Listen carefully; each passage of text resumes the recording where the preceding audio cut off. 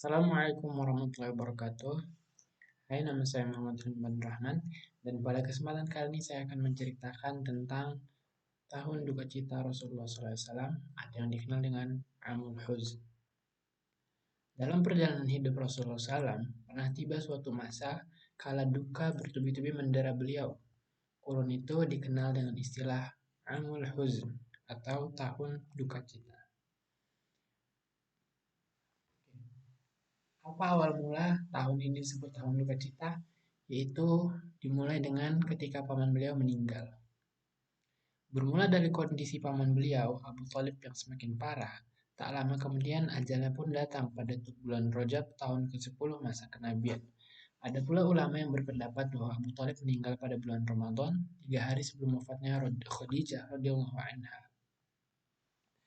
Riwayat yang terdapat dalam kitab Sahih Bukhari dari Ibnul Musayyib menyatakan, sewaktu kematian semakin mendekati Abu Thalib, Nabi SAW mendatanginya. Pada waktu itu, ada Abu Jahal di sisa Abu Thalib. Rasulullah SAW kemudian berkata, "Wahai paman, ucapkanlah la ilaha illallah, sepotong kalimatnya menjadi hujjah bagimu di hadapan Allah kelak." Namun kemudian Abu Jahal dan Abdullah bin Abi Umayyah angkat bicara.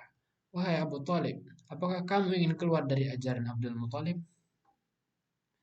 Mereka berdua terus berkata demikian hingga pada akhirnya akhir hidup Abu Thalib berada di atas ajaran Abdul Muthalib. Mendengar ucapan terakhir paman beliau, Rasulullah SAW berkata, "Aku akan memohonkan ampun bagimu selama itu tak terlarang."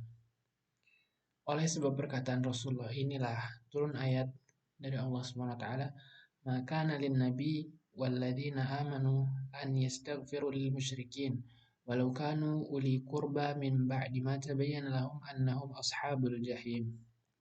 Tiada patut bagi Nabi dan orang-orang yang beriman memintakan ampun bagi orang-orang musyrik, walaupun orang-orang musyrik itu adalah kaum kerabatnya. Sudah jelas bagi mereka bahwa orang-orang musyrik itu adalah penghuni neraka jahanam. Quran Surah At-Taubah ayat 113. Turunkan pula ayat Innaka la tahdi man ahbabta. Sesungguhnya kamu tidak akan dapat memberi petunjuk kepada orang yang kamu kasihi. Quran Surah Al-Qasas ayat 5. Tak perlu dijelaskan tentang perlindungan dan pembelaan Abu Thalib atas diri Nabi SAW. Dia menjadikan dirinya perisai yang melindungi dakwah Islam dari serangan orang-orang Quraisy, baik dari pembesarnya maupun rakyat kecilnya. Kendati demikian, Abu Thalib mengakhiri hayatnya di atas agama nenek moyangnya.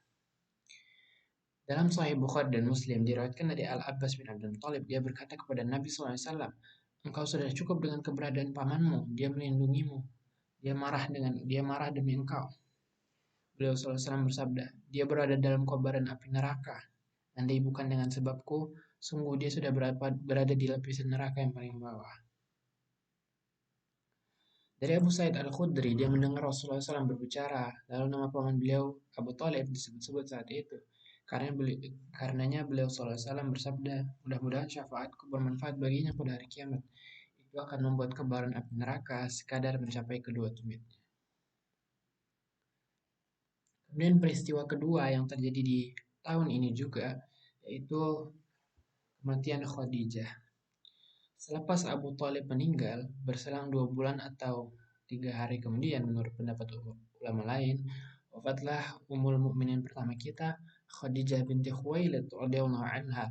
Peristiwa itu terjadi pada bulan Ramadan tahun ke-10 kenabian.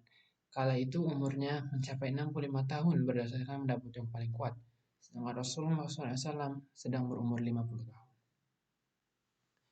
Sungguhnya Khadijah merupakan salah satu karunia Allah yang paling berharga buat Rasulullah SAW, karena dia mendampingi beliau selama 4 kurun ketika masa penuh kegelisahan melanda. Dia mengokohkan beliau pada saat yang sangat berat, dia meyakinkan beliau sewaktu risalah datang. Dia membantunya menanggung beban jihad yang telah berlalu, dia menolong dengan segenap jiwa dan hartanya. Rasulullah SAW bersabda, "Dia beriman kepadaku ketika orang-orang mengingkariku. Dia membenarkanku ketika orang-orang mendustakanku. Dia menyokongku dengan hartanya ketika orang-orang memboikotku. Dan Allah mengaruniakan anak bagiku darinya, padahal dengan istri-istriku yang lain aku tak mendapatkannya." Hadis riwayat Ahmad. Dalam Sahih Bukhari dan Muslim diriwayatkan dari Abu Hurairah radhiyallahu anhu, dia berkata, Jibril pernah mendatangi Nabi Shallallahu Alaihi Wasallam. Dia mengatakan, wahai Rasulullah, ini Khadijah telah datang.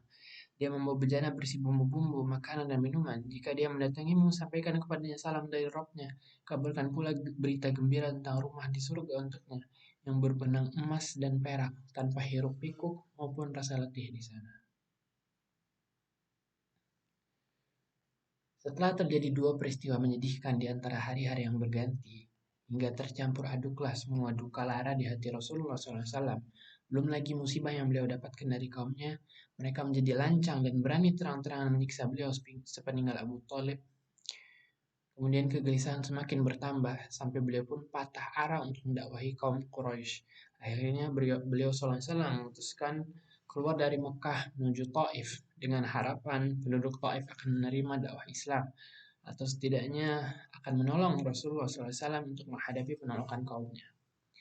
Alih-alih mengeluarkan bantuan, penduduk Taif malah mendera Rasulullah SAW dengan begitu dahsyatnya, bahkan dengan siksaan yang tak pernah ditimpakan oleh kaum Quraisy sekalipun. Penduduk Mekah yang kafir semakin gencar menghimpit Nabi SAW, begitu pula terhadap para sahabat beliau, sampai-sampai Abu Bakar As-Siddiq radhiyallahu anhu mendesak Rasulullah untuk berhijrah keluar Mekah. Karena itulah mereka akhirnya keluar dari Mekah sehingga mereka berjumpa dengan sekumpulan unta yang hendak menuju Habasyah. Kemudian Ibnu Ad-Dunnah mengembalikannya di sisinya. Tumpukan kedukaan yang bertubi-tubi menimpa Rasulullah SAW ini membuat tahun tersebut disebut sebagai tahun duka cita. Istilah ini sudah dikenal dalam pelajaran sirah dan tarikh. Kemudian dengan segala beban yang dirasakan oleh Rasulullah SAW, maka Allah memiliki cara tersendiri untuk menghibur nabinya tersebut, yaitu dengan mendatangkan dan mengadakan perjalanan Isra Mi'raj untuk Rasulullah SAW dari Masjidil Haram ke Masjidil Aqsa dalam semalam, kemudian naik ke Sidratul Muntaha dan menerima perintah untuk melaksanakan sholat 5 waktu. Oke, mungkin itu saja cerita tentang Amul Huzn. Semoga bermanfaat. Terima kasih. Wassalamualaikum warahmatullahi wabarakatuh.